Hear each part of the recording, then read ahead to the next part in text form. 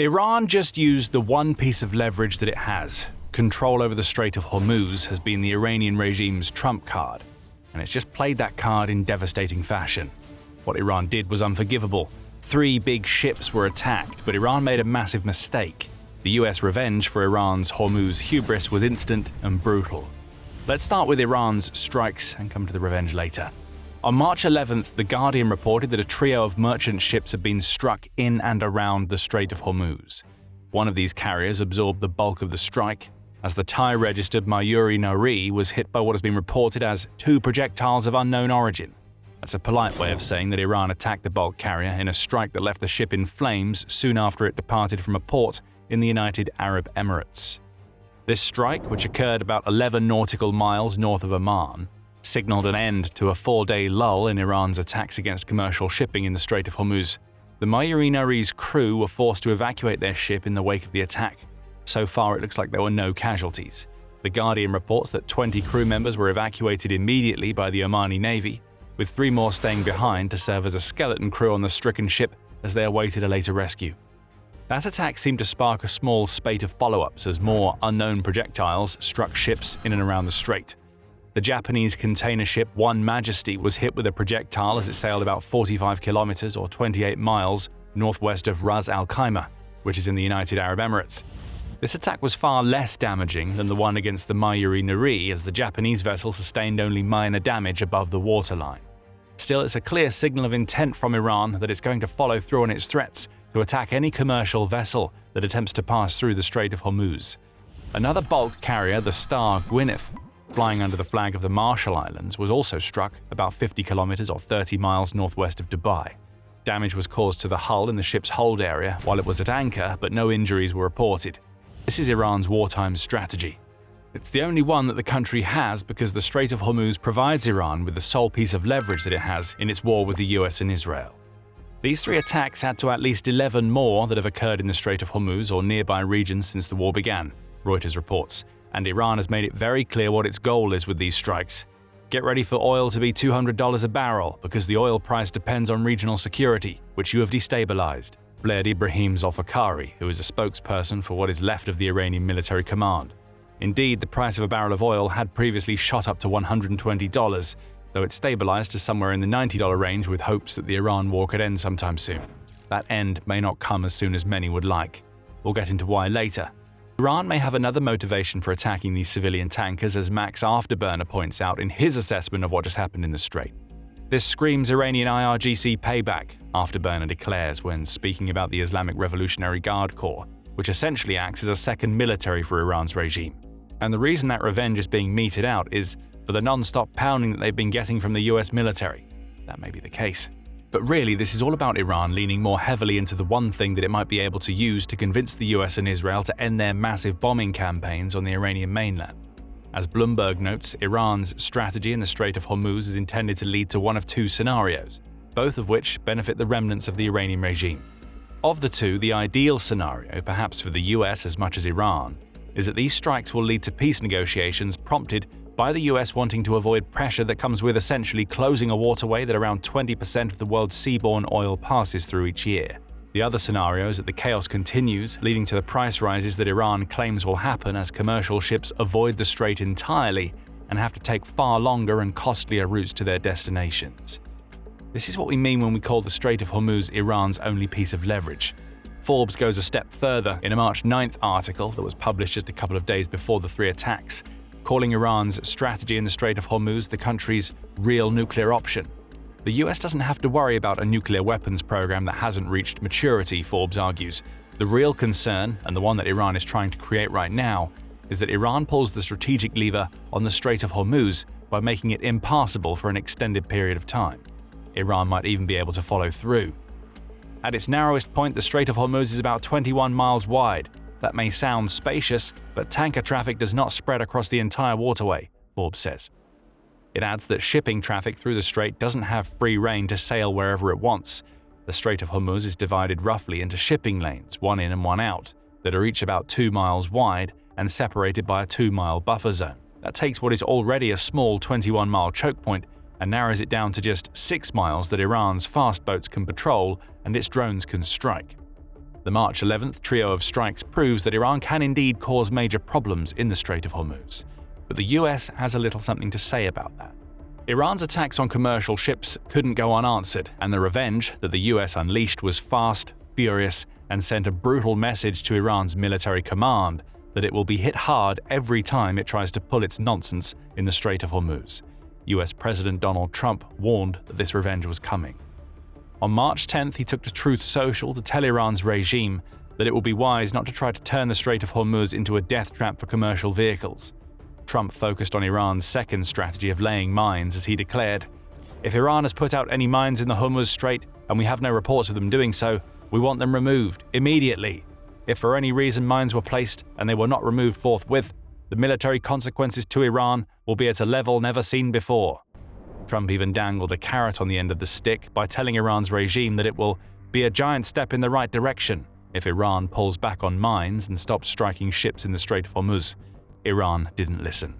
And its defiance cost the country in a major way. But before we go deeper into that, this is a quick reminder that you are watching The Military Show. If you haven't subscribed yet, now is the perfect time to hit that button. So despite the warning, Iran struck anyway. It may not have taken out any commercial vessels with mines, but it did use projectiles, likely aerial drones such as Shahids, to attack commercial shipping. And true to Trump's words, the US meted out a punishment that left Iran's military regime reeling. How? Well, the US destroyed 16 of Iran's mine-laying ships, along with several other naval vessels, in a devastating series of attacks. That news was confirmed by US Central Command on March 11th, with the first 10 being reported on by Trump himself a mere 13 minutes after he delivered his initial March 10th warning to Iran.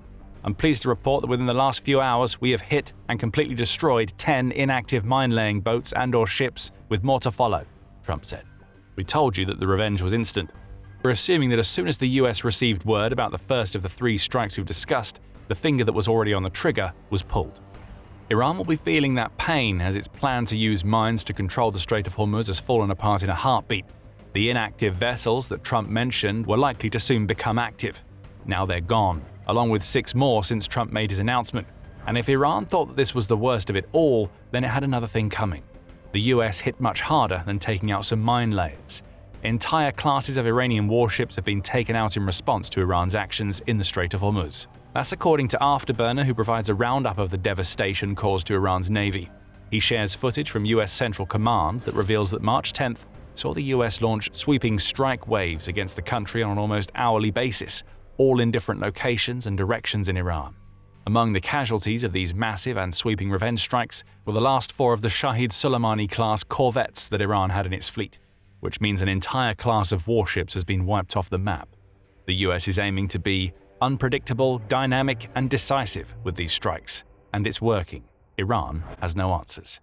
At least the bulk of its warships aren't able to defend themselves against America's superior firepower, and though Iran will be reeling from the US revenge strikes, it does still have options in the Strait of Hormuz that it's going to try to use.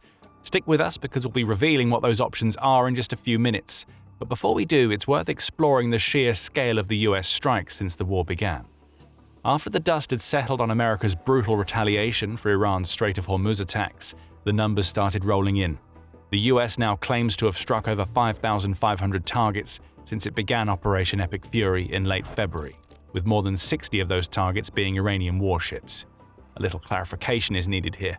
When the US says it hit more than 5,500 targets, that doesn't mean it rattled off 5,500 bombs and missiles. The amount of munitions used will be even higher, especially when it comes to Iran's hardened targets such as underground bunkers, which need to be hit several times over before they're taken out of the picture. What we're seeing here is an overwhelming amount of precision strikes being carried out by the US, and hundreds of these strikes were added to the list after Iran's regime failed to heed Trump's warning about the Strait of Hormuz. Losing its mine-laying ships was already bad enough for Iran, but to have the US hitting it all over, practically on the hour, every hour, has shown Iran's regime that for every commercial ship that it manages to damage with a drone, the US will utterly destroy key military nodes, vessels, and anything else that its missiles and bombs can target inside Iran. And by anything else, we literally mean that the US can pick and choose its targets because Iran isn't able to stop any of this. The one thing that the US has to be wary of is that 5,500 targets struck and far more munitions than that used isn't sustainable over the long term. Preston Stewart raises this point in his analysis of Iran's Strait of Hormuz strikes and the immense retaliation that came from the US. He notes that 5,500 targets struck would average out to about 500 targets per day, and that could be a problem in the long term. These cannot all be done with standoff munitions, Stewart says when talking about maintaining a 500 per day strike rate. He adds, "We have a lot of Tomahawks. We do have a lot of ATACMS. We do have a lot of long-range cruise missiles. We do not have enough to be carrying out 500 attacks a day, every day for the foreseeable future." The odds are that the US is switching toward using guided bombs in its campaign of aerial devastation against Iran, which is how it's going to sustain what we're seeing right now in Iran for as long as is needed to achieve the goal of forcing Iran to give up its leverage in the Strait of Hormuz. That sustainment is going to be needed. Even though the US has made Iran pay for what it did to the 3 commercial ships in the Strait of Hormuz, it would be foolish to believe that the fighting over this waterway is all over. The strait is just too important, as we mentioned earlier when telling you about Iran's strategy of forcing the price of oil up to $200 per barrel. There is a real threat here, as the Strauss Center for International Security and Law points out, because about 17 million barrels transit through this one strait every single day, accounting for about 20 to 30% of the entire world's oil consumption. The Gulf region in particular relies on the Strait of Hormuz because pipeline options are limited. All told, 88% of the oil that leaves the Persian Gulf goes by the way of the Strait of Hormuz, so Iran isn't going to be giving up its ability to control passage through the strait without a real fight. America's challenge is that this fight isn't going to be coming from Iran's large warships, or even the mine-laying vessels that the US destroyed. Instead, Iran is going to be leaning on the other option it has, which we touched on a moment ago, fast attack boats. Even as its warships sink and its mine-laying strategy gets sent the way of the dodo, Iran still has a lot of fast attack boats that it can use to zip toward a target, launch a drone or rocket, and then get out of dodge before anybody can do anything about them. Afterburner highlights this, noting that these fast boats don't even have to be crewed in some cases. Iran has access to small and rapid vessels that it can pack with explosives and control remotely, somewhat similar to the seaborne drones that Ukraine has used to such devastating effect against Russia's warships in the Black Sea. That's the big worry for the US right now as it shifts into a new phase of its Strait of Hormuz strategy after taking out the mine layers. And these fast boats are having an impact. Even though the US followed through on Trump's threats of retaliation, it still hasn't been able to reopen the Strait of Hormuz for commercial shipping. At least not anything like the volume of shipping that would indicate that commercial vessel owners believe that they will be able to move their ships through without the possibility of them being struck. And on March 12th, a pair of ships, namely the Cephasi Vishnu and the Zafira Swiri, both flying under the flag of the Marshall Islands, were struck in attacks that make the 3 we covered earlier pale in comparison. Both were hit at about 1:30 a.m. local time off the coast of Iraq, again by unknown projectiles, and both burst into flames. Authorities managed to rescue 38 crew members, though sadly one person died, per Iraqi news outlets. These fast boats are an ever-present threat in the Strait of Hormuz. The question now is, how is the US going to be able to handle them from here on out? Maintaining its rate of attacks on the Iranian mainland using guided bombs, as Stewart suggested the US is doing, will play a large role. This is a pressure versus pressure game, and the US can deliver a lot more pressure than Iran. However, the US also has a duty to keep the ships that want to transit the Strait of Hormuz safe. Afterburner suggests that this could be achieved through the deployment of fighter jets that are no longer needed in Iran itself now that the campaign has switched to aerial bombing. If we're going to control the Strait of Hormuz, you've got to have fighters up and airborne, just like this, Afterburner says of images of fighter jets just being released by US Central Command. He adds, F-22s, F-18s, F-35, F-16s. Have as many of those up there as possible. He references footage of an F-16 destroying Shahid drones in Dubai as an example of why this would work. Presumably the plan would be to maintain constant sorties over the Strait of Hormuz, perhaps with some tankers being accompanied by fighter jets, so that anything that attempts to attack by air or sea will be taken out before it manages to strike. It's a solution, a costly one given that America's jets and the weapons they fire are more expensive than the drones that Iran is using. However, the US may get some support in this endeavor very soon. As the Times reported, France has announced plans to deploy an unprecedented fleet of warships to the Strait of Hormuz, as well as the Red Sea and the Mediterranean Sea. According to President Emmanuel Macron, this force will include a pair of helicopter carriers, 8 frigates, and the Charles de Gaulle, which is France's flagship aircraft carrier. Those vessels are going to be working alongside those provided by other allies, likely including the US, to reopen the Strait of Hormuz. So maybe the US doesn't have to do it all alone. With France helping out, the protection offered to ships sailing through the Strait of Hormuz is magnified enormously.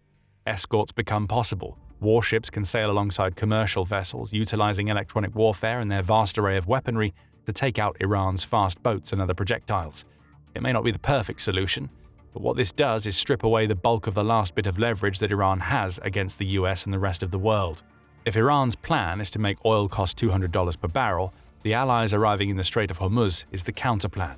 And as more of the French ships arrive, the US can continue its focus on applying pressure to the Iranian regime with its aerial campaign on the mainland. That pressure may just be enough to cause Iran's regime to collapse, which will have a ripple effect all over the world. One man who will feel the impact, perhaps more than anybody outside of Iran itself, is Vladimir Putin. The collapse of Iran's regime puts an end to Putin's Middle East ambitions, and you can find out why if you watch our video. And if you enjoyed this video, make sure you're subscribed to The Military Show, so you get more analysis of everything that's happening during Operation Epic Fury. And thank you as always for watching.